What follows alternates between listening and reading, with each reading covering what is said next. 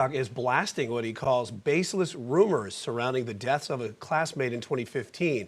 Buster is the surviving son of now convicted murderer Alex Murdaugh, who was sentenced to life in prison for killing his wife and son. Family is now under the microscope for the death of Stephen Smith. Queen City News anchor Morgan Francis covered the Murdaugh trial and joins us now in the studio with the latest on what's happening in this case. Morgan? Well, Brian, investigators ruled 19-year-old Stephen Smith died from a hit-and-run crash in 2015, but South Carolina Law Enforcement Division reopened the investigation after new information came out following Maggie and Paul Murdaugh's murders in 2021. First of all, I want to know who did it.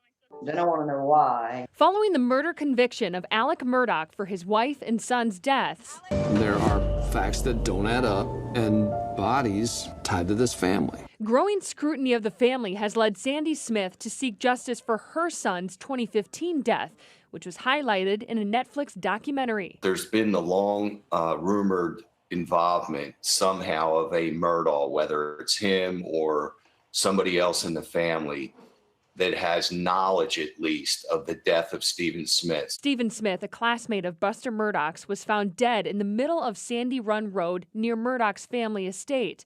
Investigators ruled it a hit-and-run crash. I knew it wasn't a hit and run from the beginning, and I told him it's not a hit and run. He wouldn't have been in the road. Today, Buster Murdaugh spoke out about rumors he was involved in Smith's death, saying in part, "I have tried my best to ignore the vicious rumors about my involvement in Stephen Smith's tragic death that continue to be published in the media as I grieve over the brutal murders of my mother and brother."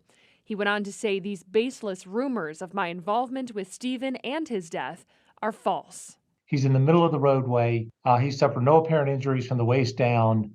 His shoes are still on. His loosely tied shoes are still on his feet. It just makes no sense. A week and a half ago, Smith's mother started this GoFundMe with the goal of raising $15,000. It would cover the cost of an independent autopsy and the exhumation of his body. I have a good team. We have the funds to start off with and do what we have to do to find justice for Stephen.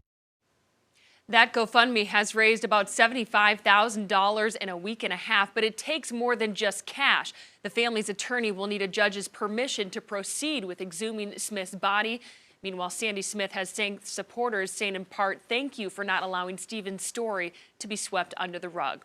South Carolina authorities have also reopened an investigation into the death of Murdaugh's housekeeper, Gloria Satterfield, which was ruled a trip and fall accident at the Murdaugh home. Brian?